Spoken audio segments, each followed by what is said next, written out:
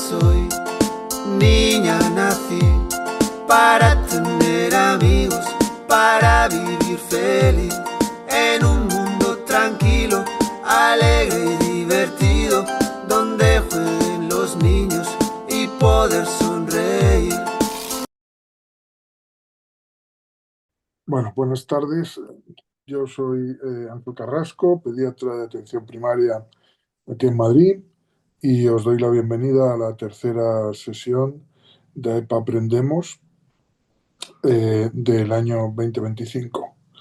Las sesiones formativas online de la Asociación Española de Pediatría de Atención Primaria. En este caso vamos a hablar de la gripe. El título es Actualizando un clásico del otoño, la gripe. Y para ello contamos como ponentes con María José González Arranz, pediatra del Hospital Universitario Río Ortega de Valladolid, aunque ella ha desarrollado prácticamente toda su carrera profesional como pediatra de atención primaria. Ella es miembro del grupo de trabajo de vacunas de la Asociación Española de Pediatría de Atención Primaria, el grupo Vacuna EPAP, cuya finalidad es realizar actividades para la formación y difusión del conocimiento de las vacunas y la promoción de la inmunización. María José va a tratar del día a día del pediatra de atención primaria en relación con la gripe y la vacuna de la gripe. Y el otro ponente es Iván Sanz Muñoz, que es virólogo y responsable científico y de vigilancia virológica del Centro Nacional de Gripe de Valladolid. Forma parte de la Red de Vigilancia de Gripe Internacional de la Organización Mundial de la Salud, de la OMS. Iván es biólogo, doctor en Ciencias de la Salud, tiene más de 60 papers sobre vigilancia virológica, características de los virus, caracterización de los virus respiratorios, y él se dedica al estudio de los virus respiratorios como la gripe, el VRS, el COVID-19 y otros. Se dedica a su tipificación virológica y estudia también la carga de enfermedad. Entonces, bueno, si estás preparado, Iván, pues empiezas Sí, por tú. supuesto. Comparte la pantalla. Yo voy a cerrar esto. Perdón, únicamente comentaros que tenemos un chat para las preguntas que se quieran hacer a través de la plataforma. Serán contestadas al final de la sesión. Solo tenéis que picar en la parte inferior de vuestra pantalla. Y también recordaros que esta sesión, que por otro lado se ha podido realizar esta actividad por el patrocinio de AstraZeneca, será grabada y subida a la web Formatio del aula virtual de la EPAP. Bueno, sin más que decir, adelante, Iván, por favor. Perfecto, muchas gracias. ¿Ves la pantalla? ¿Las diapositivas? Sí, se ve perfectamente. Vale, perfecto, muy bien. Pues nada, muchas gracias por tu presentación, muchas gracias a todos por estar aquí. Para mí es un honor pues estar entre pediatras, ¿no? Porque yo soy una parte diferente un poco de lo que es el día a día, más enfocado en la vigilancia. Y bueno, pues nuestro trabajo, aunque es durante todo el año, ahora es cuando empieza lo duro. Bueno, lo nuestro y lo vuestro también, por supuesto, porque ahora cuando vienen los virus respiratorios, los pediatras sabéis que tenéis muchísima carga de trabajo, especialmente cuando viene el VRS, pero también cuando viene la gripe, cuando viene el metaneumovirus. El COVID ahora también está haciendo de las suyas en los niños y en general, desde octubre hasta más o menos el mes de mayo, no paramos de trabajar ni uno ni otro, lo sabéis muy bien. Y claro, pues ahora que vienen las vacunaciones de gripe, que vienen de nuevo las inmunizaciones de VRS en los lactantes, pues tenemos que empezar a hablar de esos virus, ¿no? Para ver un poco lo que realmente nos trae el otoño. Y aunque las temperaturas todavía no sean las más parecidas a lo que solemos sufrir en esta época del año, sí que estamos detectando no solo que estamos en un pico de COVID, más leve que el verano anterior, pero ahí está, sino que ya empezamos a detectar una circulación de gripe, bueno, pues no, todavía no epidémica, pero sí reseñable, ¿no? Quizá un poquito adelantada, pero ahí estamos. Entonces, yo lo que he venido aquí a ver es hablar un poquito de la gripe, de la carga de enfermedad y de la importancia en los niños. Este es mi conflicto de intereses. Y bueno, pues lo primero de lo que voy a hablar es un poquito los últimos datos epidemiológicos y el futuro posible de la epidemia 25-26 es la que vamos a enfrentar, ¿no? Y para eso hay que hablar un poquito en general de cómo se comporta la gripe. Vosotros como pediatras lo sabéis muy, muy bien, por supuesto, en el que, pues bueno, la gripe es un virus que se presenta sobre todo en la época invernal, empezando normalmente, digamos, en el mes de diciembre a circular de forma profusa, causando el pico epidémico tras las Navidades, tras las reuniones familiares, aproximadamente la tercera o cuarta semana de enero o la primera y segunda de febrero normalmente, y eso se puede ver muy bien en las temporadas prepandémicas de COVID, ¿no? Como bueno, pues, que siempre causaba un pico que más o menos estaba bueno, pues centrado sobre todo eso, en los meses invernales, ¿no? Eso no quiere decir que la gripe no circule durante el resto del año, porque tenemos casos hospitalizados y no hospitalizados durante el resto del año, pero en general todos los años produce la misma forma, ¿no? Quizá la única diferencia, bueno, a veces circula más gripe B que gripe A, por ejemplo, como en la temporada 17-18, que fue bastante intensa en cuanto a gripe B, pero en general las epidemias suelen ser causadas por uno de los dos subtipos de gripe A, H1H3, y a una cierta corcirculación. De repente nos encontramos que viene la pandemia de COVID, el COVID arrasa con todos los virus respiratorios y con otras infecciones, sobre todo porque nos recluimos en casa, hay menos circulación, perdón, hay menos contacto entre las personas y por lo tanto los virus circulan menos. Y pues en España creo recordar más o menos que detectamos entre 9 y 11 positivos en la temporada 2021. Aquí se ve muy bien como no hay ninguna circulación. Este gráfico es a nivel mundial, no es de España, pero ilustra muy bien lo que tenemos aquí. Y después la gripe lo que ha hecho ha sido volver más o menos a la normalidad que teníamos antes de la pandemia, pero de una forma paulatina, porque podemos ver, por ejemplo, que la temporada 22-23 y 23-24 tuvimos dos epidemias bimodales, ¿no? Tienen dos epidemias consecutivas de gripe A y de gripe B, aquí se puede ver muy bien, de distinta intensidad, y en concreto en este punto, bueno, pues la circulación de una onda pandémica de COVID justo en este momento pues pudo ser la principal razón, ¿no?, de esa epidemia bimodal. En la temporada 23-24 ya hemos tenido nuestra primera epidemia normal. Aquí veis que tiene una onda epidémica todo completamente normal. Y en la 24-25 es la segunda, ¿no?, que tenemos en esta intensidad. Una intensidad que en España fue moderada, pero que en otros países como Estados Unidos o muchos de la Unión Europea fue una época de una intensidad alta o muy alta, ¿no? Bueno, como ponía en la diapositiva anterior, muchas veces nos gusta a los virólogos jugar a que somos videntes, ¿no? Porque nos pasa como a los vulcanólogos. Cuando explota el volcán es cuando podemos hablar de que ya lo ha hecho, porque predecir es muy difícil. Y en la gripe predecir es muy complicado porque no sabemos cómo se van a comportar los virus. Pero sí podemos tirar de los últimos datos que tenemos. Y sí que es verdad que en los últimos 2 meses los aislamientos en general que ha habido a nivel mundial han sido, como veis aquí, ¿no? El 70% han sido gripe H1N1 y luego el resto se ha repartido entre B, Victoria únicamente, que ahora es lo único que tenemos, Yamagata ya se extinguió, y H3 el otro 20% casi. Por lo tanto, bueno, pues esto nos dice, lo que llamamos ondas precursoras, que probablemente tengamos una época de H1. Y bueno, pues esto es mala noticia para los niños, porque como bien sabéis, H3 es un virus que se comporta peor con los mayores y H1 sobre todo con los niños. Pero entonces, hablado ya un poco esto, vamos a entrar ya en materia de cuál es la carga de enfermedad de la gripe, ¿no?, en la edad infantil, y también me gustaría tocar un poquito, solo hay una diapositiva al final, de cómo se comporta la gripe aviar, ya que ahora es un tema tan de moda y tan preocupante, también en la edad pediátrica, ¿no? Y para empezar, siempre hay que mostrar datos brutos a nivel mundial. Esto es lo que ocurre absolutamente todos los años con respecto a la gripe en el mundo entero, ¿no?, en los distintos países que conforman el mundo. Y lo malo que nos pasa aquí no es solo que haya 1.000 millones de casos leves o moderados en el mundo, o 5 millones de hospitalizaciones, o 700.000 muertes cada año. Estos son estimaciones y, por supuesto, todo el mundo puede comprender que esto hay que multiplicarlo por un factor de corrección que no sabemos, pero que algunas personas hablan entre 2 y 3, para conocer la verdadera realidad de cualquier enfermedad infecciosa. El problema de todo esto no son las cifras, son cifras que se producen absolutamente todos los años. Con una vacuna que, bueno, pues tiene una efectividad razonable en la edad adulta, pero una muy buena efectividad en la edad pediátrica. Pero, como todos sabéis, las vacunas no funcionan si se quedan en las neveras, ¿no? El problema que tenemos en los niños, especialmente en este grupo de edad, es que la primera vez que se coge una gripe se la cogen muy tempranito en la vida. Fijaos, este estudio está publicado en el año 2014, es bastante bonito porque analiza seroprotección en diferentes edades del individuo y se puede ver en esta línea azul cómo entre los 0 y 2 años, ¿vale?, 50% de los niños ya ha tenido su primera experiencia frente a virus de gripe A, ¿vale? Tanto H1 como H3. Estos investigadores no hacen diferenciación aquí, pero la mitad de los niños en sus primeros 2 añitos de vida ya se han cogido alguna gripe A. A los 9 o 10 años podéis ver como ya el 100% de los niños se ha infectado, prácticamente el 100% se ha infectado por gripe A, con lo cual es que la primera gripe A nos la cogemos muy tempranamente en la vida. En el caso de la gripe B, bueno, ya habéis visto en la epidemiología que la gripe B tiene una circulación mucho más larvada. Viene todos los años, pero viene muy poco al final. Cada 3, 4, 5 años se hace una epidemia únicamente de gripe B y por lo tanto es lógico que esta curva no suba tan rápidamente. De hecho, tenemos que irnos hasta los 9, 10 años para que, bueno, pues el 50% de los niños tenga anticuerpos frente a gripe B y hasta los 18, 29 para que prácticamente el 100%. Por lo tanto, de gripe B vamos un poco más tardíamente.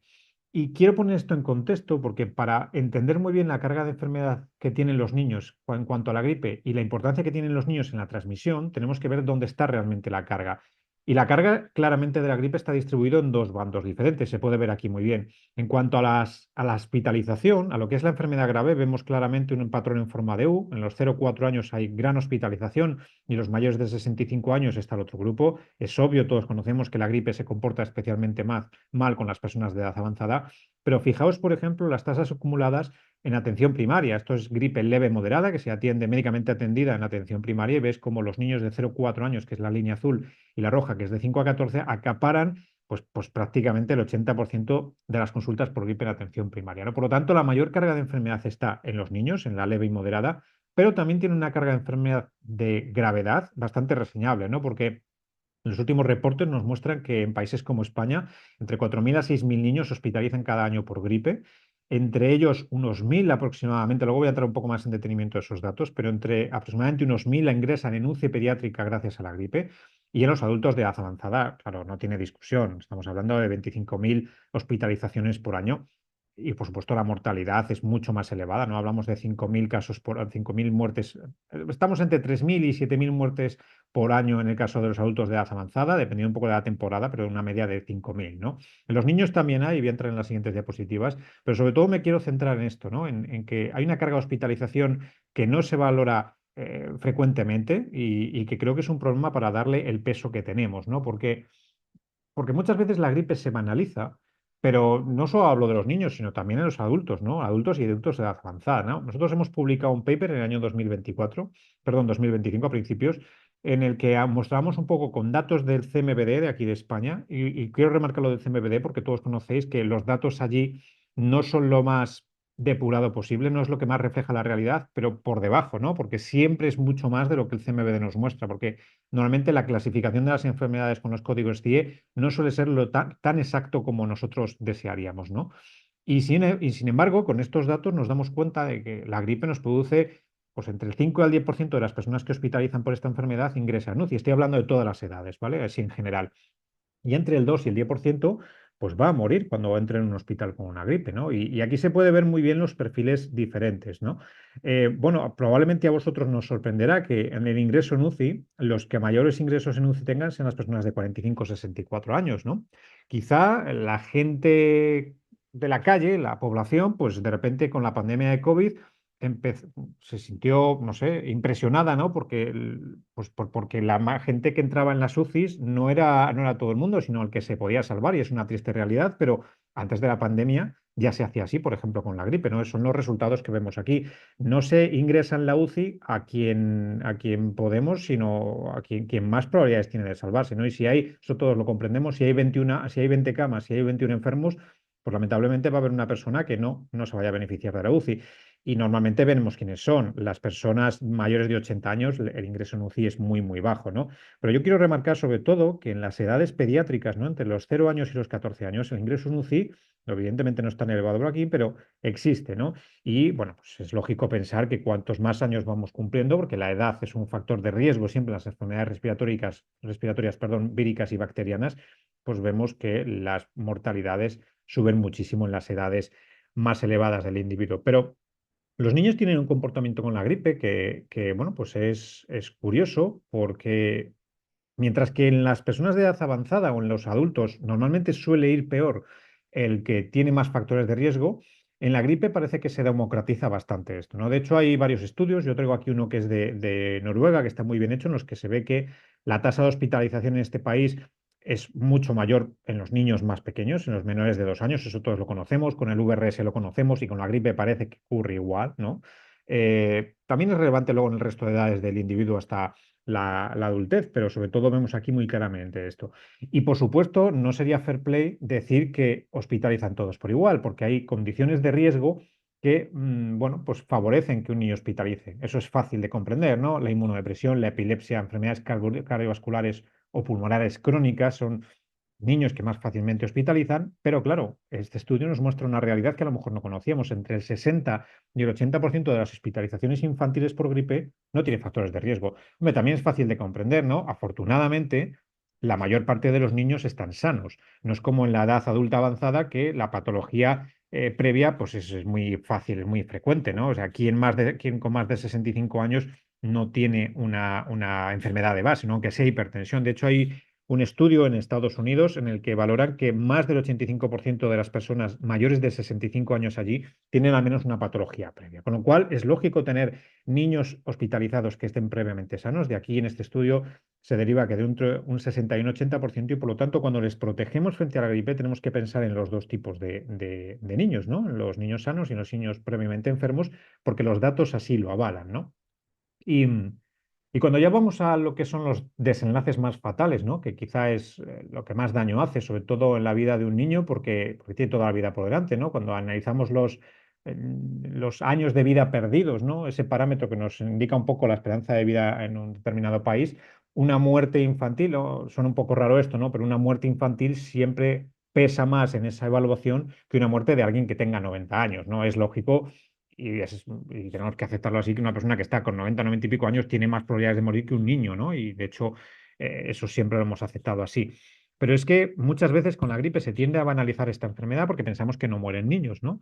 Y sin embargo, los datos nos dan un golpe en toda la cara, ¿no? Con esto que estamos hablando. Por ejemplo, en Estados Unidos, que es un país que vigilaba muy bien la gripe hasta, al menos hasta este año, bueno, pues se veía claramente como en un país que tiene 333 millones de habitantes, mueren en torno a 150 a 280 niños anualmente, ¿no? Estos son los datos previos a la pandemia. Podéis ver el número de muertes aquí infantiles todas las temporadas. Evidentemente, la temporada 2021, cuando vino la pandemia de COVID, no se evaluó porque no circuló la gripe, pero esta última temporada, que ha sido bastante intensa, han registrado 280 muertes, ¿no? ¿Cómo se traduce esto en España? Bueno, pues según nuestros datos, precisamente en este estudio que os pongo aquí abajo, en el que antes os he presentado, nos han salido que a través del CMVD hemos registrado de media entre 11 y 20 niños muertos cada año por gripe en todas las temporadas que hemos evaluado.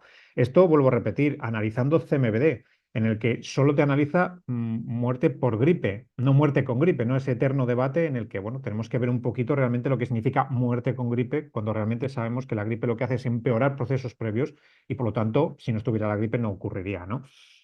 Son 11, 20 muertes. A lo mejor no parecen muchas, ¿no? Pero hombre, son 11 y 20 muertes infantiles. El grupo más vulnerable, donde nos salían más niños que morían por esta enfermedad, son en menores de 2 años.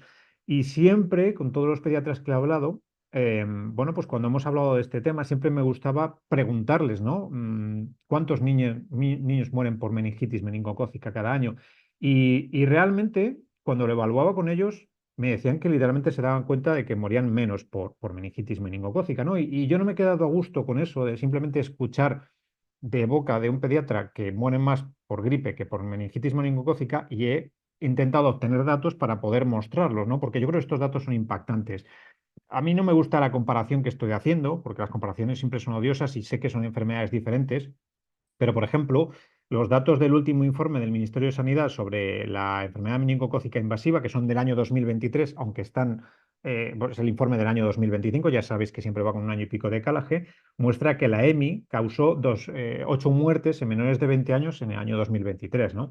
Eso a pesar de que la cobertura vacunal de los niños, vamos, hasta la adolescencia con la vacuna del meningo es del 86,7% en ese año concreto, ¿no? Y como ya os digo, no me gusta comparar, pero claro, tenemos más del doble de cobertura vacunal frente al meningo que frente a la gripe en las mejores comunidades, en las comunidades autónomas donde más se vacuna le hace a los niños, y aún así se mueren más del doble de niños por gripe que por enfermedad meningocócica, ¿no? Entonces, mi pregunta hacia vosotros es si le damos realmente el peso que se merece a la gripe en comparación con otras enfermedades.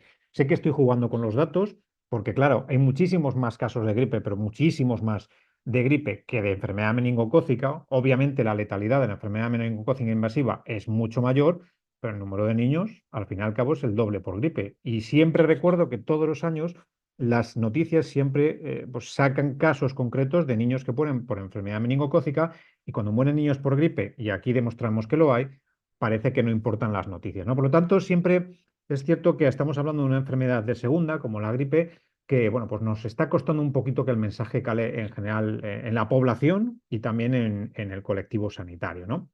Y en cuanto a la gripe aviar, solo quería comentar una cosa, ¿no? Porque a lo mejor siempre estamos tentados a pensar que la gripe aviar es una enfermedad que puede ser eminentemente profesional, ¿no? Muy centrada en los veterinarios, en los granjeros, en la gente que está en contacto con animales, y de momento hemos de decir que eminentemente es así. De hecho, la OMS la categoriza como mayor riesgo en este tipo de personas y en la población general bajo, muy bajo. Pero el virus lo sigue intentando, ¿no? Y desde el año 1996, que se descubrió el H5N1, pues se han registrado hasta la fecha, estos son datos súper actualizados de hace un par de semanas, 976 casos en seres humanos con 470 muertes. Estamos hablando de una tasa de letalidad del 50%. Evidentemente, esto asusta, pero también es cierto que luego cuando se han hecho análisis a nivel inmunológico de la presencia de anticuerpos, se ha visto que, bueno, pues gente que está en contacto con animales en general tiene bastantes, bueno, entre un 5 y un 15% de las personas puede tener anticuerpos frente a este virus. Por lo tanto, eso quiere decir que el virus circula más de lo que nos pensamos y sobre todo que es mucho menos mortal de lo que nos pensamos. Obviamente, ¿no? 50% es una auténtica salvajada. Pero si la gente lo pasa de forma asintomática o pasisintomática o no necesita ir a hospitalizar para que le hagan una PCR, está claro que la letalidad es menor, ¿no? Pero sobre todo me quería parar aquí por los brotes que ha habido últimamente en Estados Unidos, en los que ha habido 70 casos en seres humanos y una muerte en un paciente de 65 años, perdón, de más de 65 años en Luisiana, en el estado de Luisiana. Y sobre todo me quería parar por 4 casos que ha habido bastante impactantes, ¿no? Y que se reflejan de los niños. En concreto, 2 niños en Estados Unidos. Ha habido casos de 2 niños, uno con exposición ocupacional en vacas lecheras. No hay mucha información. Yo pensaba que los niños en Estados Unidos no trabajaban, pero por lo visto aquí sí, aunque no sé si es exposición ocupacional porque trabajara de forma ilegal o simplemente por estar en contacto con otros trabajadores y otro sin contacto conocido. Ese niño no se sabía muy bien de dónde se había infectado. También ha habido un caso de un adolescente de 13 años que ha estado muy, muy grave en la UCI en Canadá, que se ha recuperado, y una niña de 3 años que murió en México y que no se tiene constancia de que ha tenido contacto con animales ni salvajes ni estabulados, ¿no? Pero lo que quiero es que os fijes un poco es que de los 976 casos que ha habido, el 30%, 33% aproximadamente han sido en niños, ¿no? Por ejemplo, en niños de 0 a 9 años ha habido 83 casos documentados, 28 muertes, un 33% de letalidad. Y entre niños o adolescentes de 10 a 19 años, 156 casos y 123 muertes, un 78% de letalidad. Vuelvo a decir, este es el pico del iceberg, no vemos lo que hay debajo, pero bueno, pues que tengamos en cuenta que la gripe aviar no es una cosa de granjeros ni veterinarios, sino que es una cosa que cuando llega a otros estratos de la población puede hacer mucho daño, ¿no? Y visto lo que tenemos en cuanto a la carga de enfermedad, la importancia de la gripe y viendo que los niños son los que realmente la transmiten, pues vamos a ver un poquito el papel de esos niños, ¿no? En la transmisión de la enfermedad y cómo la vacuna intranasal puede reducir los casos, ¿no? En otros grupos de edad, ¿no? Y vamos a empezar un poquito por lo que es la transmisibilidad y el papel que tienen los niños en la transmisión. Y es que hay bastantes papers que lo documentan, ¿no? Por ejemplo, este, que es del año 2024, es muy reciente, pues muestran, por ejemplo, que los niños y los adolescentes son los que más tardan en aclarar el virus. Por ejemplo, de media, los niños menores de 5 años tardan 7,5 días en dar negativo en una PCR, y si son de 5 a 17 años, pues tardan de media unos 6,5 días, ¿no? En los adultos y en los adultos de edad avanzada es un poquito menor. También empiezan a diseminar el virus antes de comenzar los síntomas, y eso es muy importante porque si antes de dar la cara a la enfermedad empezamos a diseminar el virus, pues podemos tener un niño pululando por un parque o pululando con el abuelo por ahí y que le empiece a transmitir la enfermedad sin ni siquiera darnos cuenta de ello. Y el pico de carga viral además es muy temprano. Estamos hablando que en menores de 5 años, en medio día, desde que ha debutado con los síntomas, ya tenemos el pico de carga viral, con lo cual es extremadamente infeccioso en el momento que la enfermedad da la cara. Y en 5 o 17 años nos vamos a medio día más. En un día el adolescente es extremadamente infeccioso, ¿no? Por lo tanto, pues tenemos que tenerlo en cuenta a la hora de protegernos y proteger al resto de miembros de la familia. Bueno, la edad es un factor relevante y los síntomas también, ¿no? De hecho, los niños, por ejemplo, en edad preescolar y en edad escolar tienen hasta 5 veces más frecuentemente recuentos altos de carga viral que los adultos, Y además es una cosa muy importante y que nos puede servir a nosotros para protegernos y para proteger a otros. La fiebre suele ir asociada a cargas virales elevadas en general en todos los grupos de edad. Cuando vemos un poco el riesgo de ser más infeccioso comparando unos grupos con otros, vemos que, por ejemplo, los niños de 0 a 5 años, cuando los comparamos con mayores de 17 años, tienen 4,17 veces más riesgo de infectar a otra persona, ¿no?, que los adultos. Los de 6 a 17 años, bueno, es un poco menos, pero tampoco se quedan atrás. Tienen 2,61 veces más riesgo de infectar a otras personas que los mayores de 17 años. Y muy interesante también lo de la fiebre, porque el paciente febril tiene 2,46 veces más riesgo de infectar a una persona que el paciente que no es febril, ¿no? Y claro, tenemos que preguntarnos, ¿no? Tenemos una vacuna que es viva atenuada, que es intranasal, de muy fácil administración, muy aceptada, muy bien aceptada por los padres, ¿no? Porque no necesitas pinchar al niño, y que se pone a partir de los 2 años. Entonces, ahora la pregunta es, lo primero, ¿cómo funciona esta vacuna y por qué tiene ese efecto de reducción de la carga de enfermedad en otros grupos de edad, incluso dentro de los propios niños, ¿no? Bueno, sobre todo porque la gran diferencia que tenemos de las vacunas intranasales con las vacunas parenterales es la vía de entrada, ¿no? Y lo que nos estimula. Las vacunas parentelares, las que pinchamos en el brazo, nos estimulan una buena inmunidad sistémica de creación de anticuerpos, sobre todo, anticuerpos que en su mayoría son inmunoglobulina de tipo G. Y básicamente, y esto a mí me lo comentó un buen amigo inmunólogo que tengo, que es el doctor Fernando Fariñas, en Málaga, lo que me comentó es que con este tipo de vacunación lo que logramos es que aproximadamente 1 de cada 1000, esto así de una forma un poco abstracta, ¿no? 1 de cada 1000 anticuerpos que circula por la sangre pueda pasar a los tejidos superficiales, ¿no? Que pueda llegar a pulmón o que pueda llegar a la nasofaringe, ¿no? Por lo tanto, esto reduce mucho la capacidad que tiene, no de que la enfermedad sea leve, que eso está bien, sino de que podamos evitar la transmisión del virus. La vacuna viva atenuada lo que hace es hacer una respuesta a nivel de mucosa, como es intranasal, hace una respuesta muy potente a nivel de mucosa y también hace una respuesta muy potente a nivel sistémico, por lo tanto protege de la enfermedad grave, pero también crea una inmunoglobulina muy típica de mucosas, que seguro que la conocéis, que es la inmunoglobulina de tipo A. Y la inmunoglobulina de tipo A lo bueno que tiene es que es muy específica para evitar que el virus pueda infectar el epitelio, ¿no? Por lo tanto, cuando ponemos una vacuna viva atenuada a un niño, no solo estamos protegiendo frente a la enfermedad grave y la mortalidad, sino que además estamos evitando, lo primero, que se contagie y lo segundo, que si se contagia, que expela el virus a otras personas, ¿no?, que estén en su entorno, ya sean niños en el colegio o los abuelitos, por ejemplo, que beban en su casa, ¿no? Por lo tanto, ese es el mecanismo de acción, pero claro, esto hay que demostrarlo, ¿no? Hay que demostrar si el impacto es real en otros grupos de edad, porque está claro que con efectividades demostradas de más del 75% de evitar enfermedad en el caso de los niños con esta vacuna está lejos de toda duda.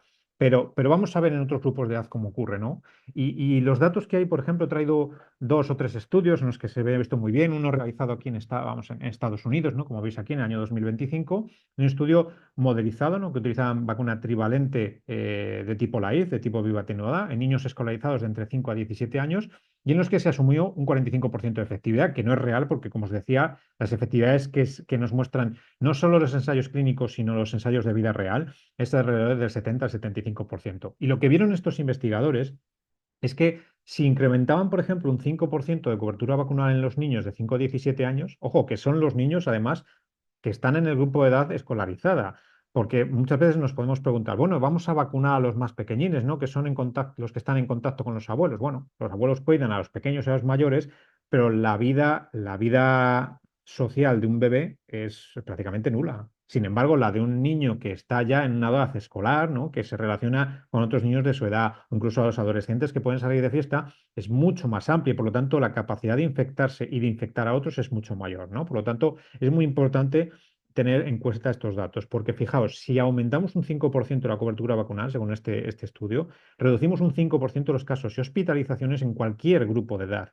Si lo aumentamos un 10, reducimos un 11. Si aumentamos un 15, reducimos un 16. Por lo tanto, vemos una cierta correlación entre, según aumento la cobertura vacunal, estoy aumentando la protección en otros grupos de edad, ¿no? Y bueno, pues eso es un estudio de Estados Unidos, pero hay otro estudio publicado en el 2017 en 14 países, tomando datos de 14 países europeos, Fijaos cómo analizaba la reducción de casos sintomáticos de gripe con vacunación, la IP tetravalente, cuando era tetravalente, cuando estaban los dos linajes de gripe B, en niños, vacunando a niños de 2 a 17 años, cómo protegían a sí mismos y cómo protegían indirectamente a otros grupos de edad mayores de 18 años. Y se plantearon 3 escenarios. Nuestros investigadores plantearon coberturas del 25, del 59 y del 75. No me preguntéis por qué pusieron el 59%, porque me parece un número súper extraño. Yo hubiera puesto el 50%. Pero vale, lo hicieron así. El caso es que, fijaos, no, perdón, que me he equivocado yo aquí, que es a 50 y lo que tengo es una errata tipográfica. La vacuna LAIF lo que identificaron es que sería capaz de reducir en mayores de 18 años en la Unión Europea, si aumentáramos a un 25% de cobertura vacunal, 3,75 millones de casos de sintomáticos de gripe en otros grupos de edad, mayores de 18 años. Si aumentáramos un 50, 6,38 millones de casos. Y si aumentáramos un 75%, 8,11 millones de casos. Puede parecer poco, pero esto todo va a impactar en reducir la carga de enfermedad en otros grupos de edad, reducir el gasto sanitario directo y reducir el gasto sanitario indirecto y sobre todo ofrecer una mejor asistencia. Por lo tanto, tenemos la capacidad, vacunando a los niños, de mejorar la asistencia sanitaria para todos en general. Fijaos, este es el tercer estudio que os quería mostrar. Este ya es con datos de vida real, no en personas en Canadá, en la temporada 2013-14. Cogieron 166 estudiantes, 293 convivientes, randomizaron y les tocaron a 83 estudiantes vacunarse con la IF, 83 estudiantes vacunarse con parenteral, con la inactivada, y vieron que la incidencia en estudiantes de gripe confirmada en laboratorio se redujo hasta un 90%, por lo tanto la vacuna muestra una efectividad muy, muy elevada en las personas que se la ponen, pero sobre todo, fijaos el dato, la incidencia en convivientes se redujo un 35%. Quiere decir que la vacunación de estos chavales hizo que se redujera la incidencia en sus convivientes, que ya serían sus padres, sus abuelos, la gente que viviera con ellos en casa, en un 35%. Por lo tanto, el impacto está muy claro y creo que es un mensaje que tenemos que tener en la cabeza. Y ya me gustaría acabar, porque tenemos un tiempo reducido, hablando simplemente de un tema que, bueno, pues se está ahora poniendo muy de moda y que yo, por supuesto, no soy experto en ello, aunque estoy intentando estudiar y aprender sobre ello, porque creo que va a ser el futuro de las inmunizaciones, el futuro de la prevención materno-infantil, ¿vale? Y es el microquimerismo, ¿no? Que podemos llamar que es como el arte de protección desde el vientre materno. Todos conocemos que la madre protege al bebé a través de la inmunización transplacentaria, a través de compartirle anticuerpos a través de la placenta y también durante la inmunización que sucede durante la lactancia materna. Eso todos lo conocemos.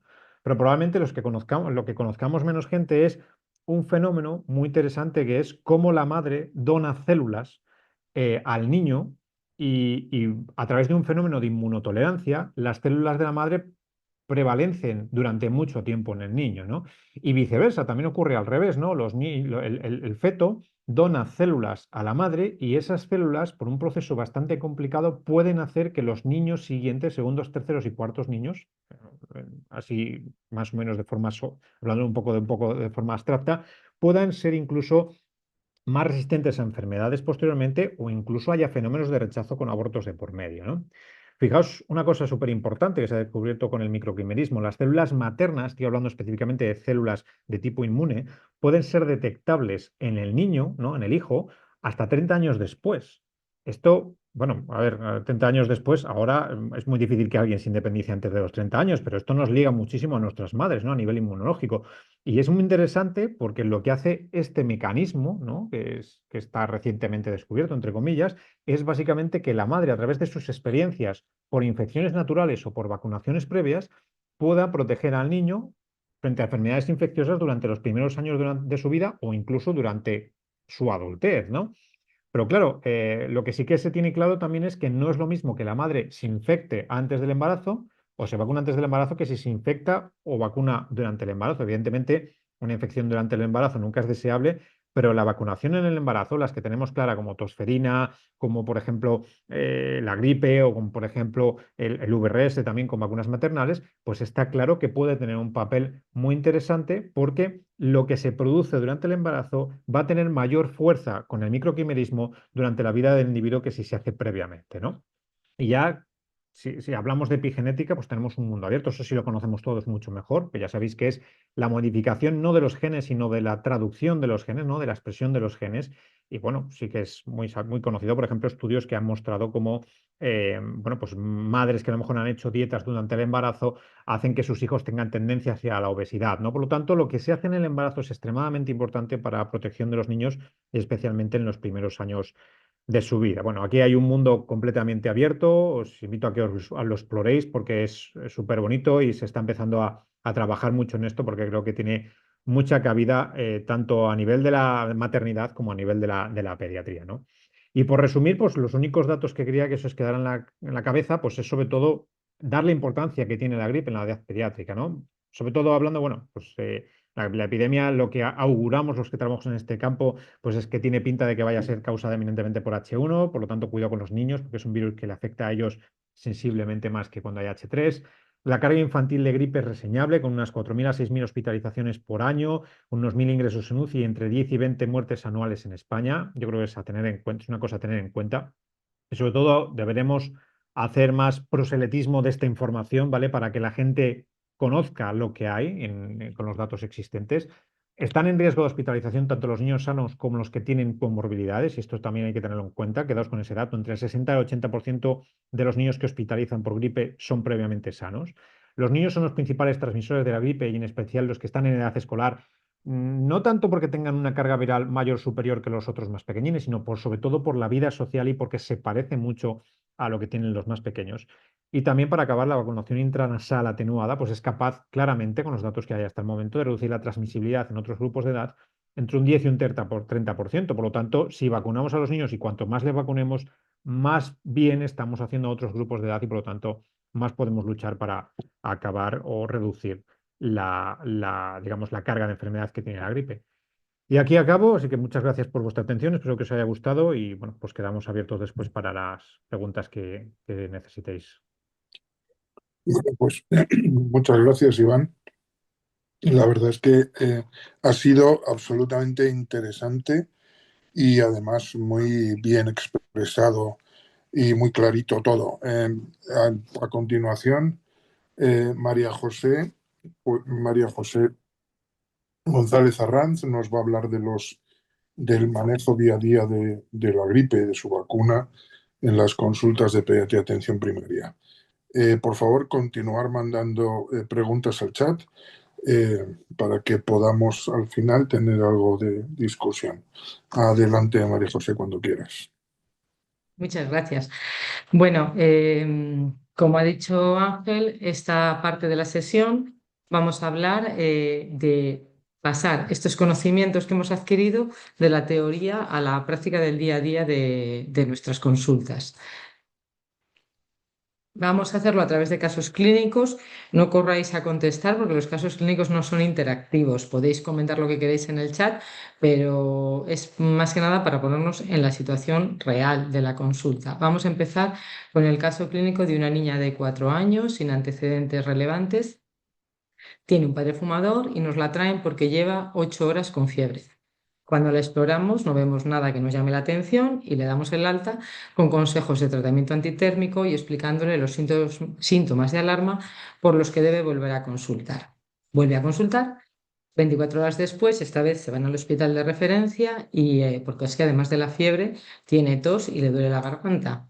Entonces la exploramos y cuando la exploramos no vemos tampoco nada que nos llame la atención y le diagnosticamos de infección respiratoria de vías altas y le mandamos a casa con los mismos consejos de tratamiento y de reconsulta si precisa.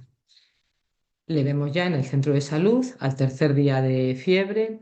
Además tiene tos, moco, dolor de garganta y la familia está muy preocupada porque ven que come poco y creen que ha perdido el gusto y el olfato. Además, la madre nos dice que está embarazada y que además está preocupada porque el padre de ella tiene un cáncer, está tratándose con quimioterapia y claro, no se han vacunado de COVID desde 2022. Entonces, ¿qué hacemos?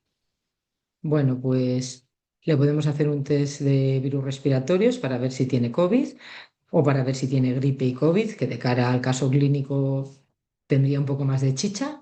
Le ponemos antibiótico, tampoco sería tan raro, ¿no? 3 días de fiebre, 3 consultas, vísperas del puente de la Constitución, porque no sé si os habéis fijado en las fechas, porque he ido un poco rápido. Entonces, bueno, pues aunque ahora esto no lo hagamos, todos yo creo que algún día lo hemos hecho. y todas son incorrectas. Bueno, todas son incorrectas porque la respuesta correcta es que antes de hacerle un test o cualquier otra cosa la tenemos que volver a explorar. Esto era broma porque todos la exploráis seguro. Y cuando la exploramos, pues podía tener una otitis media o alguna otra complicación que tuviese un poquito más de interés, pero pues os cuento que no, que tiene una infección respiratoria de vías altas, que le volvemos a mandar a casa al tercer día de fiebre con los mismos consejos de tratamiento y de reconsulta. Y la pregunta es, ¿le hacemos un test de diagnóstico rápido a esta niña que tiene 4 años? Pues según Pediatría Integral, la guía AVE y más recientemente la revista de atención primaria publicado en julio de este año, que nos dice que esta niña de 4 años no deberíamos hacerle un test de diagnóstico rápido, pues porque no va a cambiar nuestra actitud diagnóstica ni terapéutica, ni tampoco los consejos de aislamiento. La niña se tiene que aislar del abuelo en quimioterapia, sea gripe, sea COVID, sea sincitial, sea metaneumovirus. Lo que pasa es que, como estamos en un caso real, pues sí que le hacemos un test de diagnóstico rápido. ¿Por qué? Ha ido 3 veces a 3 consultas y si no se lo han hecho en la gestión a la demanda, se lo hemos hecho en primarias o se lo han hecho en el hospital o se lo ha hecho su madre en casa, que también puede comprar los test. Esto es más raro, pero también se hacen en casa. Entonces, la niña le hacen un test y tiene gripe A. ¿Va a cambiar lo que le vamos a mandar? Pues no. Le mandamos a casa con los mismos consejos. Si la niña hubiera tenido 45 días, pues sí que hubiese estado indicado, porque sí que hubiese cambiado nuestra actitud. En este caso tiene 4 años y nuestra actitud no cambia, pero posiblemente el de la familia, muchos vemos y también hay estudios que ven que disminuye la cantidad de consultas y por tanto, si disminuyen las consultas, disminuyen las pruebas y disminuyen los tratamientos cuando tienen un diagnóstico. Y también es posible que se aísle mejor del abuelo sabiendo que tiene gripe que sin saber lo que tiene, cosa que aunque a nosotros no nos parezca lógico, también es la realidad de las familias.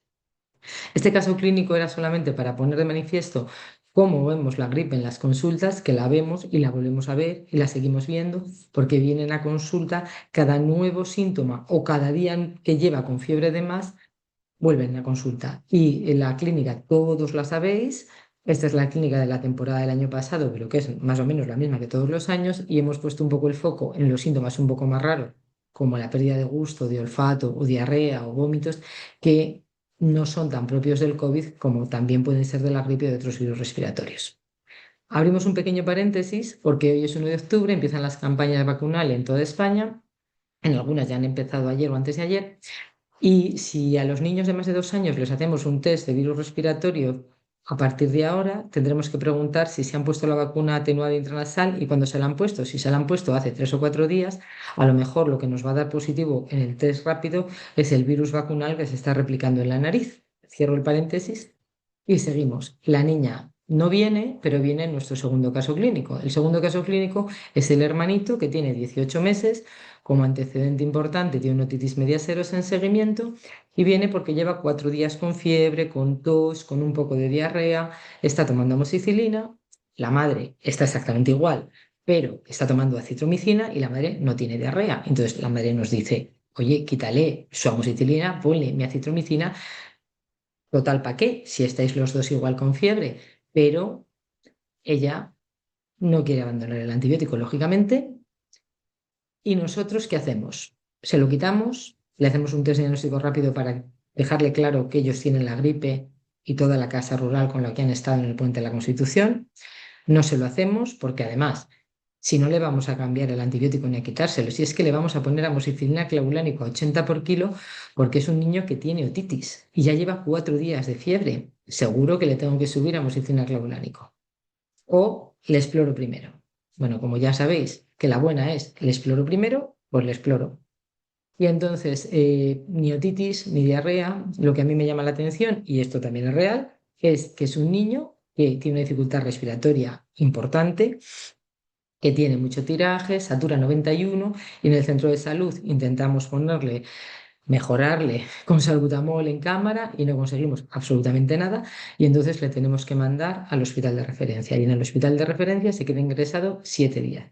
Y cuando viene a casa, el diagnóstico que tiene es neumonía por gripe A con sospecha de sobreinfección bacteriana.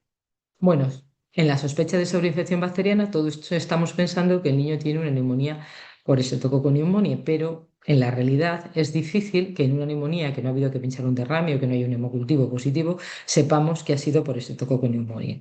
Pensamos en él, sabemos que puede ser por serotipos vacunales, no vacunales, etcétera, etcétera, pero lo único que tenemos en este caso es sospecha de sobreinfección bacteriana. Y nuestro caso, si declaráramos al sistema de vigilancia, sería uno de estos niños de la temporada pasada, entre 1 y 4 años, que ingresaron por neumonía. El año pasado, en la red de vigilancia, nos dicen que el 25% de los niños de esa edad ingresaron por neumonía y que aproximadamente el 10% de los niños que ingresan en la UBI. Las complicaciones de la gripe más frecuentes son la coinfección bacteriana y, como he dicho antes, por Streptococcus pneumoniae, seguido de Staphylococcus aureus. La complicación más frecuente es la otitis media, tanto por el virus gripal como por coinfección bacteriana, seguido de las infecciones de vías respiratorias bajas, como es el caso de nuestro niño. Y no nos olvidemos nunca de las exacerbaciones asmáticas que producen los virus gripales también. Otras complicaciones que figuran como menos frecuentes, como las neurológicas o la miositis, sí que son menos frecuentes. Lo que pasa es que todos hemos visto crisis febriles asociadas a virus gripales, hemos visto miositis asociados a virus gripales, porque es que vemos muchas gripes. Entonces, aunque son complicaciones mucho más raras, todos las hemos visto.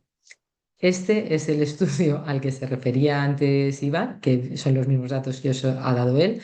Esos son los casos estimados por grupo de edad y nivel de gravedad, porque no todo se contabiliza. Entonces, hay estudios en los que lo que hacen es estimar cuál es el número promedio por temporada de casos. Y entonces, en estas temporadas, que es al que antes se refería, habrían ingresado 37.500 personas por temporada, de las que 6.000 serían menores de 14 años. Habrían fallecido esos años 1.000 personas por temporada y habrían fallecido 12 casos.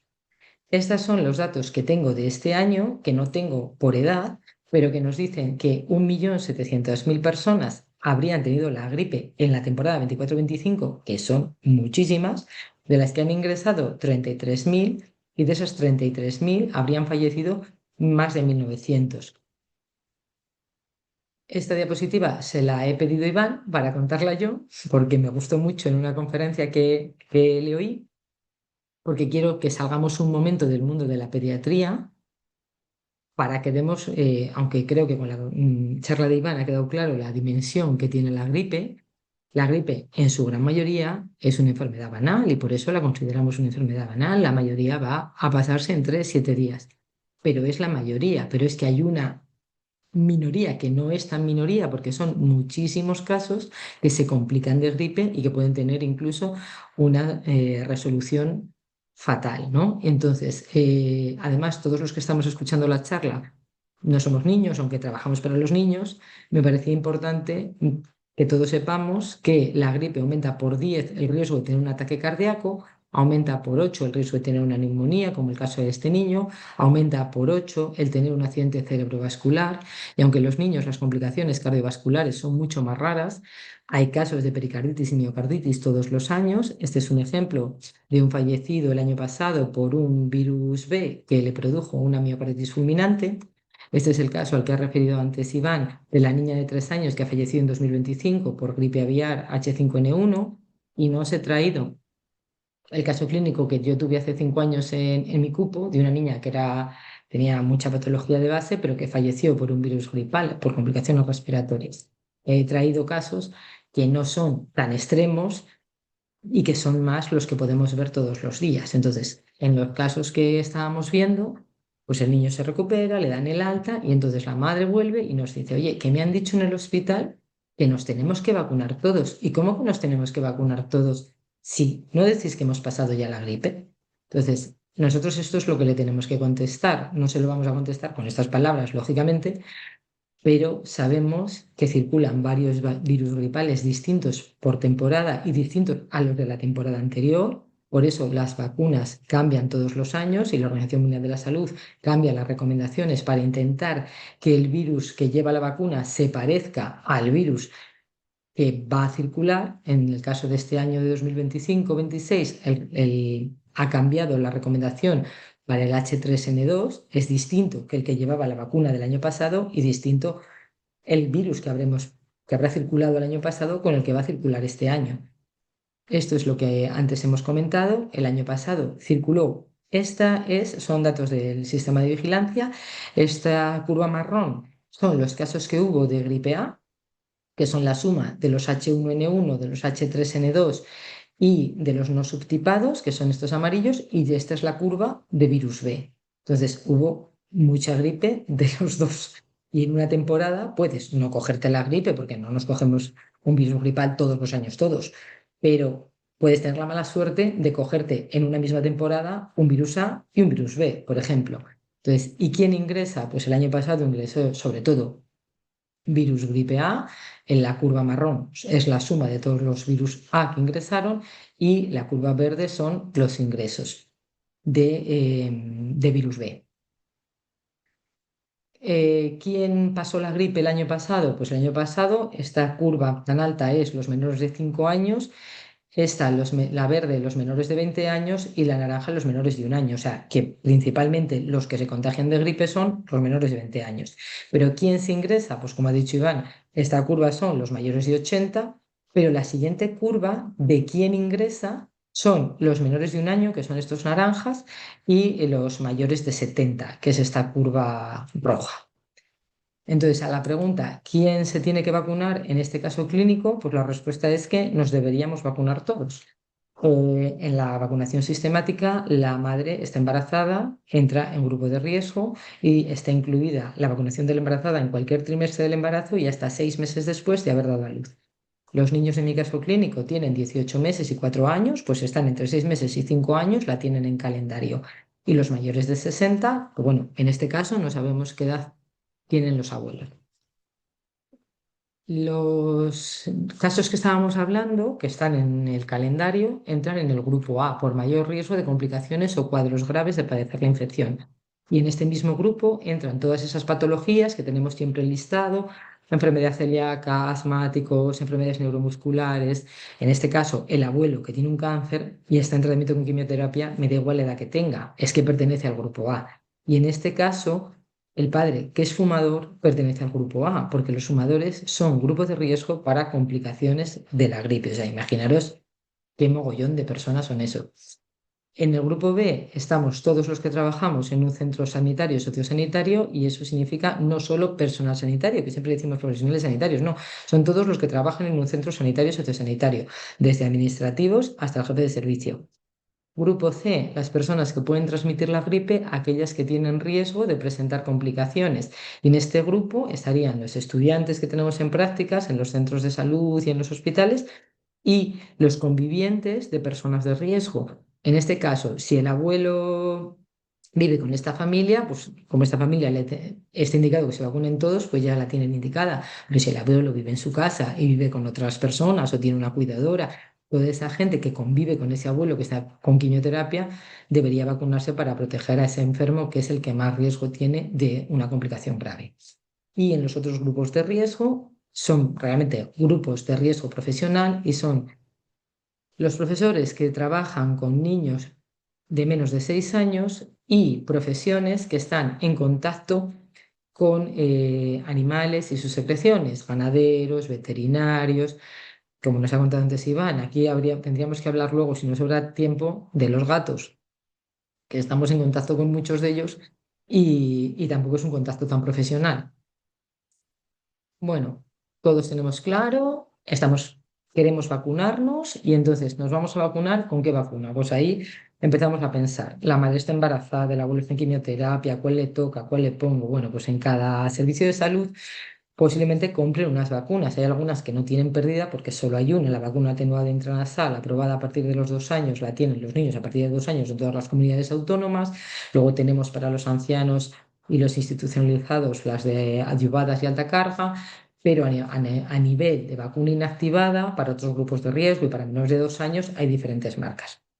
Bueno, tengo que saber cuál tengo en mi frigorífico y tengo que saber que ahora la posología es una dosis para toda la población que se tenga que vacunar, menos para los menores de 9 años, si son además de niño son grupos de riesgo, deben ponerse 2 dosis separadas 4 semanas el primer año que se vacunan. Y lo que me parece más importante, siempre que hablamos de vacunas, de la gripe y de todas las vacunas, es que tenemos que conocer las contraindicaciones reales de las vacunas y desechar falsos mitos.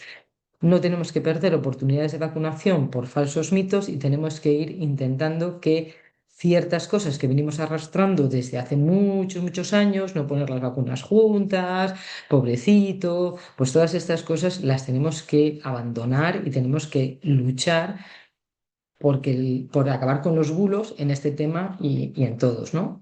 Entonces, las contraindicaciones reales de las vacunas de la gripe, la primera es por edad, no pueden vacunarse los menores de 6 meses y la vacuna atenuada está aprobada a partir de 2 años, no se debe poner antes. Y alergia grave a una vacuna antigripal previa o a un componente de la vacuna que sea distinto del huevo. Las personas que tienen alergia al huevo se pueden vacunar con las precauciones de hacerlo en un centro sanitario preparado. Las contraindicaciones de la atenuada intranasal son más debido a que es atenuada y es intranasal. En el caso de nuestra familia, tenemos un abuelo que está inmunosuprimido. Entonces, si el abuelo inmunosuprimido es conviviente con esta familia, pues no deberíamos poner a la niña de 4 años la vacuna atenuada, la deberíamos poner la vacuna inactivada. Si el abuelo vive en su casa o incluso en otra ciudad, pues a la niña le podemos poner su vacuna. Si no va a ver al abuelo en 1 o 2 semanas y no va a haber riesgo de que estén en contacto, pues la niña se puede poner su atenuada. Otros falsos mitos que nos ha llegado a todos estos años en la consulta es que la madre, como estoy embarazada, me han dicho que no se la puedo poner a la de 4 años. No, a la de 4 años se la puedes poner. Tú, que estás embarazada, no te puedes poner la vacuna atenuada. Además, en España está aprobada hasta los 18 años, pero si fuera una madre de 18 años embarazada, pues no, no se la puede poner. Pero a la niña, porque tú estés embarazada, sí. Es que estoy dando el pecho y el de 18 meses todavía toma el pecho. Pues mira qué bien. El de 18 meses que tome el pecho le pones su inactivada, a la otra le pones su atenuada y a ti te pones tu inactivada porque estás embarazada. Y luego haces lactancia en tándem. Pues fenomenal. Pero a cada uno su vacuna, porque eso no son contraindicación. Vamos a otro caso clínico más sencillo. Es un papá policía, una madre que es profesora de secundaria y que tienen un hijo de 7 años y una niña de 10. Y entonces nos preguntan, están interesados en vacunarse y quieren saber si se la ponemos, si se la tienen que comprar. Y nosotros les contestamos todo esto. Ya os digo, la respuesta es todas son ciertas. Vamos a ir una por una. El padre se vacuna porque es policía, está dentro del grupo B para proteger los servicios mantener los servicios esenciales y en el Ministerio de Interior Comunidades la tiene incluida. Esta familia es una familia que son familia de acogida de lactantes pequeños, entonces les pueden avisar de que les van a llevar pues un recién nacido de acogida. Entonces, ¿se deberían poner todos la vacuna? Pues claro que sí, porque entrarían dentro del grupo C. El recién nacido que les va a llegar a casa tiene menos de 6 meses y no le podemos vacunar y tenemos que proteger a su entorno y ellos son su entorno y entonces no habría dudas. Si tienen factores de riesgo, pues lógicamente, si tienen factores de riesgo se tienen que vacunar según sus factores de riesgo. Los niños depende de dónde vivan. Y este año pues esto es así, porque hay comunidades autónomas que tienen la vacunación de los 6 meses a los 5 años, Madrid, Andalucía, y entonces estos niños no entran dentro de la vacunación sistemática. Si viven en Galicia, como Galicia va a vacunar hasta los 11 años, pues los dos tienen incluida la vacunación sistemática. Y si viven en Castilla y León, pues la tiene incluida el niño de 7 años, pero la niña de 10 no, porque aquí vamos a vacunar hasta los 8 años. Y esto es lo que dice el Comité Asesor de Vacunas. En todos los grupos de riesgo, como veis, los convivientes de niños menores de 6 meses, embarazadas, profesionales sanitarios, en todo esto el Comité Asesor de Vacunas dice lo mismo que el Ministerio, pero en cuanto a la edad aconsejada, ellos amplían la vacunación, aunque ponen el foco sobre todo en menores de 5 años, amplían las recomendaciones hasta el día antes de cumplir los 18 años. ¿Y qué pasa en el mundo? Pues en el mundo hay países que vacunan hasta los 18 años, como Canadá o Inglaterra, y hay otros países que vacunan hasta los 5 o hasta los 6 años. Cada uno vacuna con su estrategia y con la vacuna que prefiere. En la Organización Mundial de la Salud está recomendada la vacunación sistemática infantil en la primera infancia desde 2012. En España, esta recomendación entra en vigor en 2022, que es cuando empezamos a vacunar en algunas comunidades autónomas y al año siguiente ya en todas. Entonces ya sabemos dónde vivimos, sabemos cuál les entra, sabemos cuál no les entra, pero ellos ya lo tienen claro y me preguntan que dónde cogen cita, cómo lo hacen. Y esto es de locos, como diríamos ahora. Esto es, yo en las diferentes comunidades autónomas, gerencias sanitarias o distritos sanitarios y diferentes centros de salud en los que he trabajado y los que conozco, pues hemos tenido todo este tipo de opciones. Se puede que les vacune la enfermera de pediatría, puede que se vacunen en vacunación antigripal con los adultos, que haya una agenda especial para los niños, pero solo algunos días, porque es cuando mandan una enfermera, otros días no, es con su enfermera. Hoy no le puedo dar cita, no le pertenece porque todavía no nos llegamos a su grupo de riesgo. Ahora a los niños de esa edad le vamos a vacunar en el colegio, pero al más pequeño le tienes que coger la cita. Va a haber días sin cita, pero solo para adultos, y así podíamos seguir todo lo que se nos ocurra. Y con esta diapositiva hemos conseguido estas coberturas, porque es que esta diapositiva es justo la anterior a que le pongamos la vacuna realmente al niño. Este gráfico lo he obtenido de la publicación que ha hecho el Comité Asesor de Vacunas. Es muchísimo más bonito que el del que saca el Sibamín, pero los datos que coge el Comité Asesor de Vacunas son los del Ministerio, y de las comunidades que no había datos en el Ministerio de la temporada pasada lo cogen del Gripódromo. Yo cuando hice esta preparación de esta sesión, pues seguía sin haber datos de esas comunidades, entonces me pareció mucho más visual este gráfico. Y vemos que el año pasado se consiguió subir las coberturas de media en España del 37% del año anterior al 48%, y que hay comunidades que ya superan el objetivo del 60%. El año pasado no había objetivo para los niños. Este año, esta campaña en la que empezamos, vamos a tener el objetivo para población infantil del 60%, al igual de el objetivo para las personas con condiciones de riesgo, que aquí me quiero parar un momento. Ese es el objetivo, pero ¿cómo lo vamos a medir? Me parece que es la población más importante, las personas que tienen condiciones de riesgo, y no tenemos buenos datos de cobertura a ese nivel, no sabemos muy bien cuáles son los denominadores.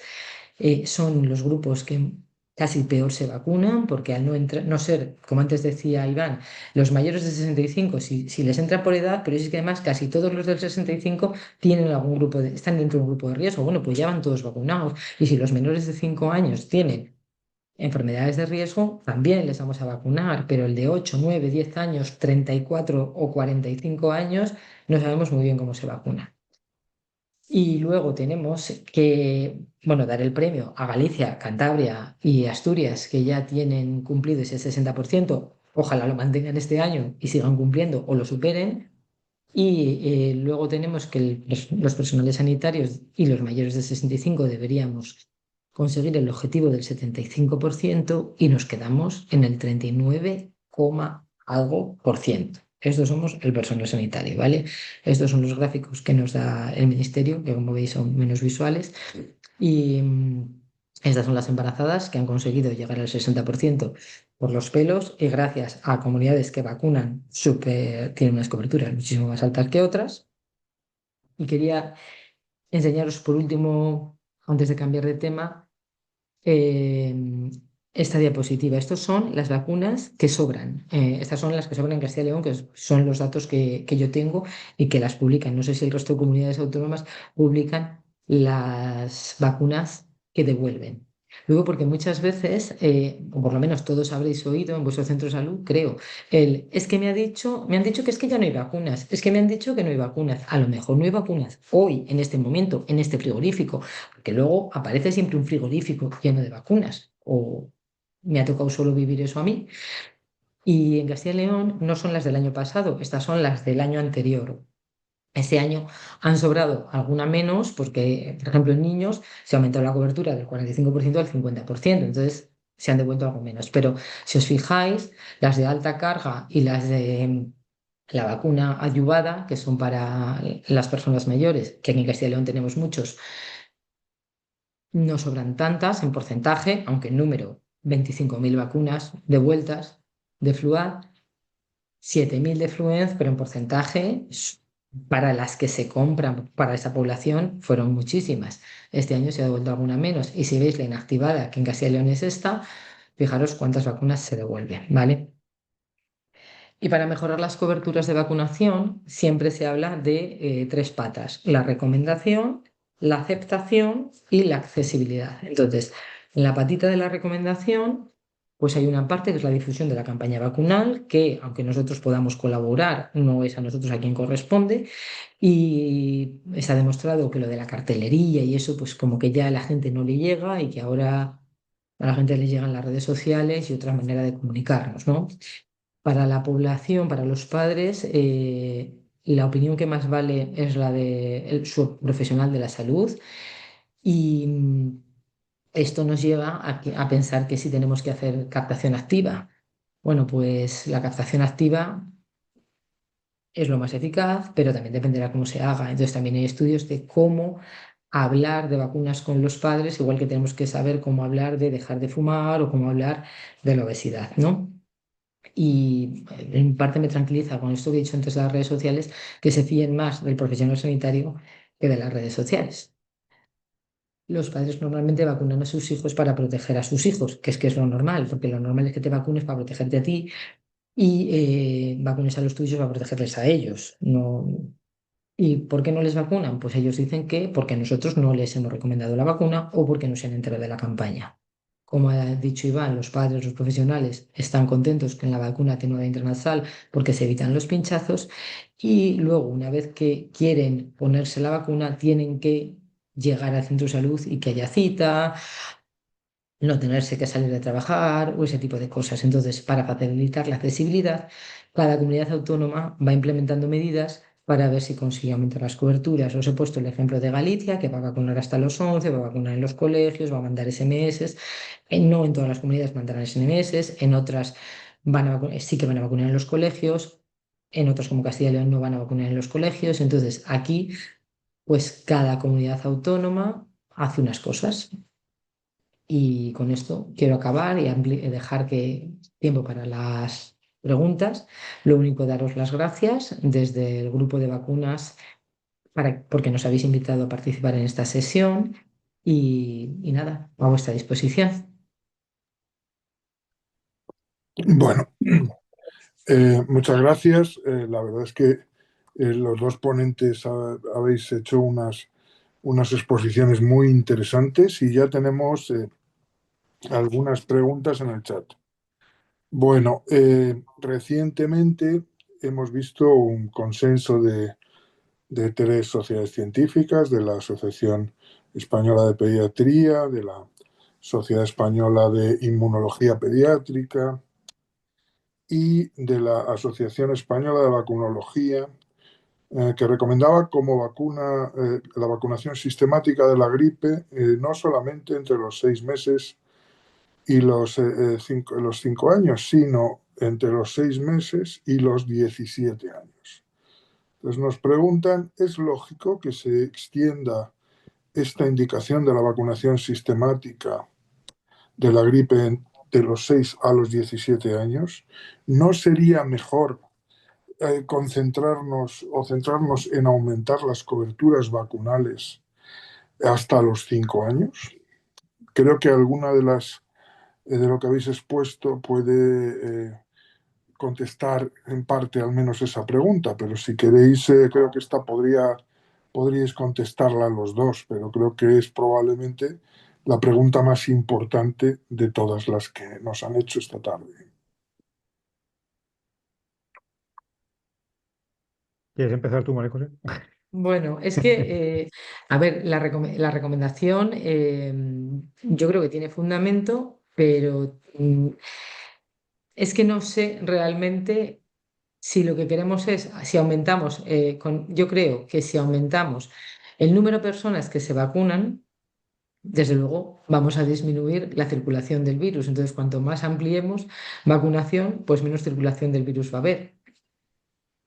Si con esto aumentamos, que yo creo que, o por lo que yo he leído de las recomendaciones del CAP, que lo que se pretende también es aumentar la cobertura en esos grupos de riesgo que realmente se nos escapan de las consultas, pues bienvenida sea, porque es que los grupos de riesgo realmente son a los que peor vacunamos.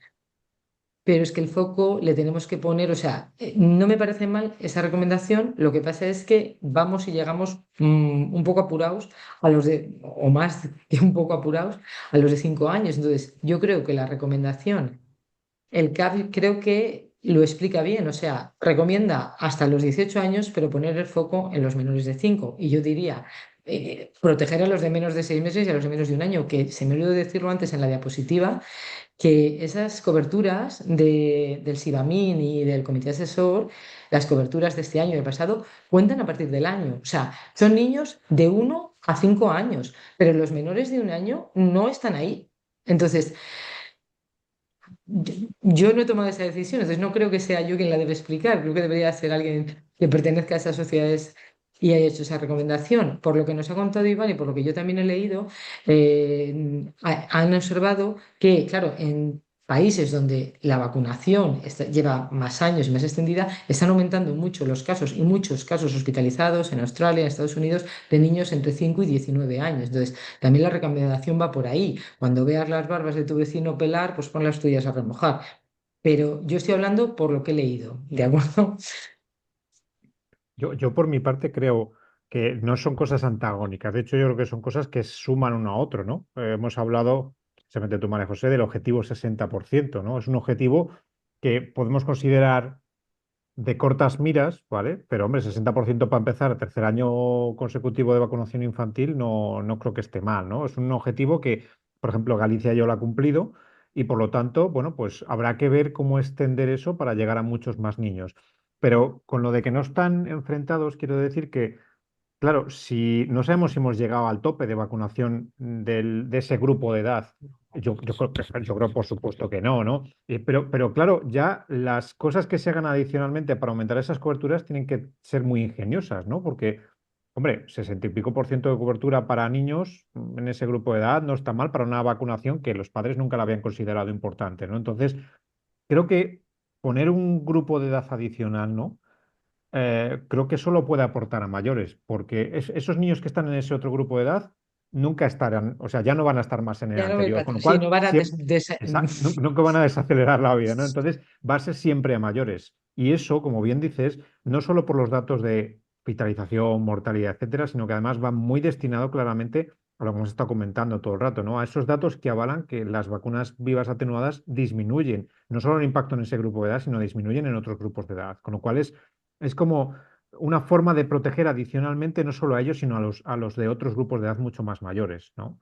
Entonces, creo que está acertado desde el punto de vista bueno, o sea, imaginaos un escenario que digamos, no, hasta que no llegamos al 95% de cobertura vacunal en los niños menores, no pasamos al siguiente. Pues es que nunca pasaríamos, ¿vale?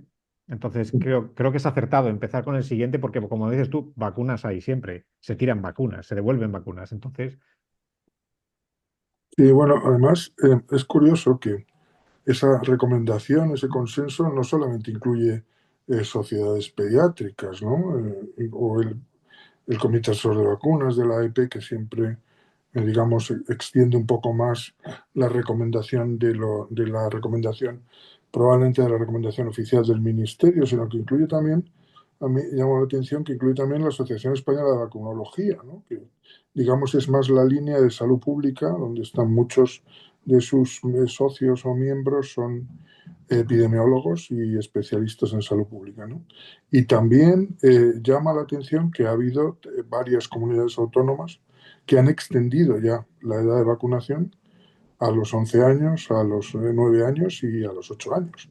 No es una cosa generalizada, pero creo que ya son como 6 comunidades autónomas las que van a vacunar a niños más mayores de 5 años.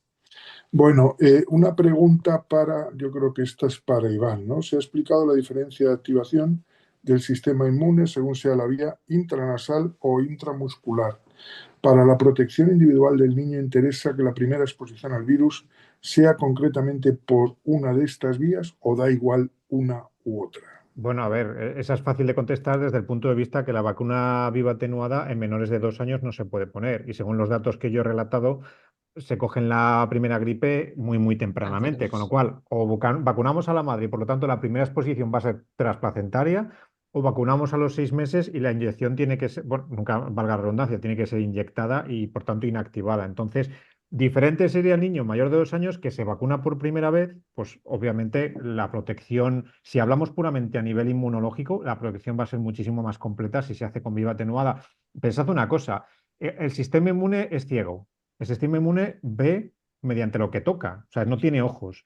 Entonces, si ponemos solo la proteína, que es lo que tiene la vacuna estándar, ¿vale? Va a haber una parte infinitesimal del virus, con lo cual va a hacer una respuesta potente, pero solo frente a esa parte. Si ponemos el virus completo inactivado, ¿vale? Atontado, no va a producir una infección con sintomatología, que por eso se pretende que sea atenuado. El sistema inmune va a tocar absolutamente todo el virión completo, con lo cual la respuesta va a ser no solo muchísimo más potente, sino muchísimo más eficaz y sofisticada. Es como le estamos dando todas las herramientas al sistema inmune para que se dé cuenta de que eso es así. Imaginaos, es como si tú tocas, imaginaos un coche, ¿no? Si tocas el coche entero o tocas solo el volante. Pues a lo mejor puedes decir, vale, es un coche, pero no sé si es un Ferrari o es un Twingo, ¿vale? Más o menos es un ejemplo un poco tonto, pero para que todo el mundo se dé cuenta de cómo funciona el sistema inmune. Cuanto más grande sea, más completo sea el microorganismo, más fácil nos vamos a dar cuenta de que eso es así. Por lo tanto, la respuesta va a ser mucho más sofisticada. Muy bien. Y luego hay un par de preguntas sobre el tema del asma y de la vacuna intranasal. Javier y Josefa preguntan sobre esto. ¿En qué circunstancias estaría contraindicada la vacuna intranasal? Y si se puede poner la vacuna intranasal en niños con asma grave. Quizás esta sería más para María José. Pero bueno, podéis contestar. A ver, con asma grave se supone que está contraindicada porque el que tiene asma grave ha estado en tratamiento reciente o ha tenido sibilancias recientes, porque si no, lo normal es que no sea grave. Si ya está controlado, ha bajado a escalones. Entonces, la contraindicación es asma grave, sibilancias recientes. Sí que hay cada vez más estudios de que niños bien controlados y con un asma leve se pueden vacunar y no desencadenan más sibilancias, pero esos son estudios recientes. En ficha técnica sigue apareciendo esa contraindicación y sobre todo esa contraindicación aparece en los niños de 2 a 4 años. O sea que eso ya cada uno tiene que conocer a su paciente y ver en qué punto de su asma de control está. Muy bien. Para Iván preguntan, en una diapositiva que yo creo que puso él, se ve como en el año 2025 se detectaron muchos más casos de gripe que en los años anteriores.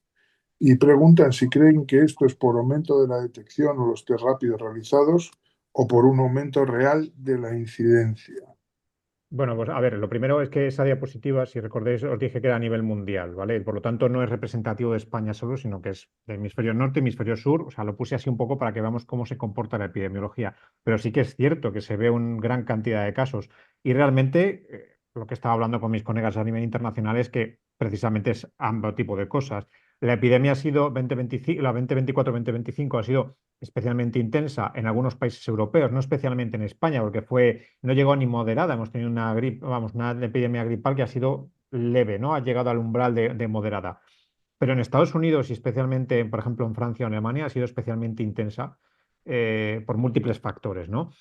Pero claro, se juntan dos cosas. Tenemos por un lado que sí que había una circulación más intensa y por lo tanto es lógico que haya más casos y por otro lado que se está democratizando el acceso a sistemas de test rápidos, cada vez más gente testa por métodos moleculares la gripe y por lo tanto pues empieza a haber una cultura diagnóstica que es muy interesante y que claro, nos impide un poquito a lo mejor comparar de ha habido más, ha habido menos, ¿no? Pero sí que nos ayuda a ver más la realidad porque cuanto más testemos más cerca del conocimiento absoluto vamos a tener. Estamos muy lejos, por supuesto, de conocer la realidad, ¿no? En el VRS igual, en el COVID, bueno, ya habéis visto cómo ha bajado un poco el número de test, pero los sistemas Centinela, y eso María José ha puesto un poco antes la herramienta Sibira varias veces, se ve como el sistema Centinela lo que busca es encontrar la representatividad. No vas a ver nunca la realidad absoluta, pero sí quieres ver un poco las tendencias, que quizás es lo más interesante, ¿no? Muy bien. Bueno, Teresa hace un comentario que me parece interesante leer, no es una pregunta, ¿no? Yo creo que tiene que ver con lo que nos explicó Iván en ese símil que puso entre la mortalidad por gripe en niños y la mortalidad por enfermedad meningocócica invasiva, ¿no?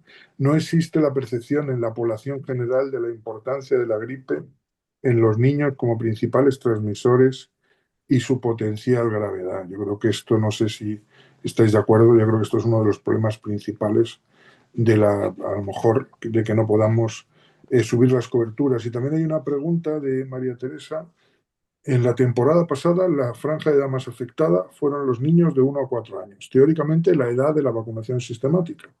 Por tanto, iniciando ya la tercera temporada de vacunación, habría que mejorar las coberturas a nivel nacional. ¿Qué más podemos hacer? Bueno, es que, ¿qué podemos hacer nosotros y qué es que, claro, nosotros, todos los que estáis ahí, sois pediatras y además interesados en la gripe y en cómo hacemos esta campaña y sobrevivimos a la campaña. Yo creo que la diapositiva, que este tema lo íbamos a hablar, es que nuestra realidad es que hay cosas que nosotros no podemos llegar y que yo querría que hiciésemos formación a otra gente, o sea, que hiciésemos formación a coordinadores de centros de salud, a coordinadoras de enfermería, que son las que nos ponen la agenda, o sea, que esa formación tiene que llegar o sea, a otros niveles. Porque yo lo que veo que a nivel centro de salud, cuando nosotros, cuando tenemos que vacunar a los niños, es que es difícil que nos pongan una agenda cuando ha cambiado de la noche a la mañana la instrucción, o sea, la noche a la mañana no, de los últimos años hay que vacunar a un montón de niños y seguimos teniendo el mismo personal, la misma agenda, la misma enfermera. Entonces, creo que quien nos tiene que facilitar que esto se cumpla, aparte de la vacunación sin cita o la vacunación escolar, que se cumpla dentro de los centros de salud, no son conscientes de la gravedad de la gripe en los niños. Entonces, tenemos que irles a contar la gripe en los niños a los coordinadores, que a veces son pediatras. Alguno a lo mejor sois coordinador del centro de salud o director del centro de salud, pero la mayoría de los coordinadores son médicos de familia y la mayoría de las supervisoras de enfermería no son nuestra enfermería, nuestra enfermera de pediatría, que además muchas veces no tenemos enfermera de pediatría y tenemos que darles esa formación a ellos. Porque igual que cuando empezaron a vacunar los cardiólogos fue porque les contasteis lo importante que era la vacuna para los cardiópatas, pues es que tenemos que contárselo a los médicos de familia lo importante que es la vacuna en los niños. Porque nosotros es que más, o sea, nos topamos de bruces contra la pared. Bien, bueno, ¿alguna pregunta más? Esta ya es, bueno, no está en el chat, era una pregunta que yo quería hacerle a Iván. Eh, ¿Los niños tienen un riesgo mayor que los adultos respecto a la gripe aviar, por lo que ha comentado antes? Pues realmente, a ver, los datos yo creo que hablan por sí mismos, ¿no? El 30% de los casos que ha habido a lo largo de estos últimos 30 años han sido en niños. En una exposición que, obviamente, la mayor parte, hasta el año 2021 que empezaron los brotes en Estados Unidos, la mayor parte de los casos, prácticamente 100% de los casos, había sido en el sureste asiático, muy asociados al entorno rural, ¿vale? Y a los mercados de aves vivas y muertas, que es donde está la mayor ocupación, perdón, el mayor riesgo por la exposición ocupacional. Pero también es exposición ocupacional que en los niños, ¿cómo se da eso? Bueno, pues en el sudeste asiático, pues hay niños que trabajan, lamentablemente, incluso puede ser exposición porque alguien tenga unas gallinitas en el patio trasero de su casa, ¿vale? Que eso también ha ocurrido en algunos casos en Estados Unidos. Por lo tanto, el riesgo está ahí y el problema que tienen, y eso se vio, por ejemplo, muy bien en la gripe española en 1918, los niños más pequeños no son los que suelen tener mayor riesgo de hospitalización y mortalidad, son los niños de una cierta edad porque su exposición previa, ¿vale? Y aquí ya estoy hablando de un fenómeno que se llama imprinting, que se llama fenómeno del peroxidado original antigénico, puede marcar cómo se comporte en el resto de su vida con las infecciones por gripe. Es decir, por ejemplo, si yo al nacer me infecto por H1, si después de una pandemia por H3, que es un virus que no está relacionado del todo con, o que está más lejano filogenéticamente, puede hacer que me comporte yo peor que alguien que se haya expuesto por primera vez en su vida a un subtipo como el H3, ¿vale? No sé si entendéis la comparación, ¿no? O sea, si me infecto con un primo hermano del que después viene la pandemia, voy a responder mejor que si me infecto con un pariente lejano, ¿vale? En la gripe del 18 eso se vio, porque la mayor parte, hubo una mortalidad muy, muy elevada en gente joven de entre los 15 y los 25 años. Hombre, en primer lugar, porque estaban en medio de la Primera Guerra Mundial y morir en una trinchera con gripe no tiene que ser muy divertido, la verdad. Pero en segunda instancia, porque en la anterior pandemia que había habido, había circulado H3N8 en el año 1889, la gripe rusa, y por lo tanto se habían primo infectado por un virus que nada tenía que ver con el virus de la gripe española, ¿vale? ¿Eso puede suceder? Bueno, pues afortunadamente los niños que hay ahora, uno de los virus con los que no están en contacto probablemente en sus primeros años de vida, o más bien si hablamos de adolescentes, es con el H1 que era de la gripe A del año 2009, ¿os recordáis? La que sigue circulando, pero que era la gripe porcina, no gripe A. Ese virus está bastante cercano filogenéticamente con el H5N1 actualmente, con lo cual, pues es que no tengo una respuesta que daros, sinceramente, porque luego viene la gripe y nos desbarata todo. En principio, en esta situación no sería igual que la gripe española, ¿no? Pero la vida es complicada, ¿no? Luego la gripe se encarga siempre de desbaratarnos los planes y como decía al principio, la bola de cristal podemos jugar un poco con ella, pero luego las circunstancias son complicadas de predecir, ¿no? Es Bueno, difícil mojarse en este campo. bueno, gracias. De todas formas, aclara bastante. También uno de los que preguntaron por el asma y la vacuna intranasal, pues también dice que en principio en la ficha técnica no figura como contraindicación, sino como advertencia, ¿no? Que no se debe administrar a niños y adolescentes con asma grave o sibilancias activas, ya que no han sido estudiados estos individuos en los ensayos, ¿no? Parece que el tema del microquimerismo también ha levantado también algún interés. Incluso Cristina solicita que compartamos referencias bibliográficas respecto al microquimerismo que nos contó Iván, porque parece que es un tema muy interesante, la verdad. No, Sí, no, se sale un poco de lo habitual, pero es bastante interesante, ¿no? si queréis, lo que puedo hacer a lo mejor es dejar en el chat la referencia científica, por si queréis echar un vistazo, es un Nature Review Immunology, o sea, es un paper muy potente y yo creo que, bueno, pues que está bien Bueno, leerlo, ¿no? yo creo que también alguna de las diapositivas tenía alguna referencia en pequeñito, ¿no? Sí, Sí. sí, Eh, sí, sí, ya está. cómo se va Se va a acabar. bueno, sí, que se va a poner después em, para verlo en diferido, Ujú. abierto en nuestra, en nuestra página web de Formatio, en la parte de la página de Formatio de la página web de EPUB, del aula virtual, pues ahí luego hay muchísimas visualizaciones, ¿no? Y Vale. ahí se puede sacar un pantallazo y ver las referencias bibliográficas.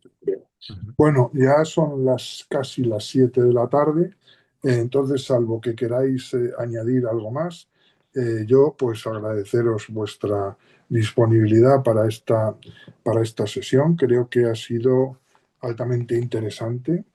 Yo por lo menos he aprendido mucho. Sois los dos muy buenos ponentes, lo habéis hecho muy, muy didáctico y muy agradable y entretenido. Es difícil a veces, cuando hay tanta bibliografía y tantos aspectos, centrarse en lo más interesante y esto lo habéis hecho maravillosamente. Agradeceros muchísimo vuestra disponibilidad y la charla que nos habéis dado y agradecer a los asistentes su presencia y que sigan esforzándose por aprender a estas alturas. Y recordaros a todos que la charla quedará para ser vista posteriormente y bueno, pues nada, que ahora empieza la campaña. Vacunaros todos, por favor, que muchos ya tenemos una edad y eso también es importante y que el otoño pues os sea propicio en vuestras consultas y ánimo a vacunar. Un saludo muy fuerte y muchas gracias. Muchas Gracias. gracias.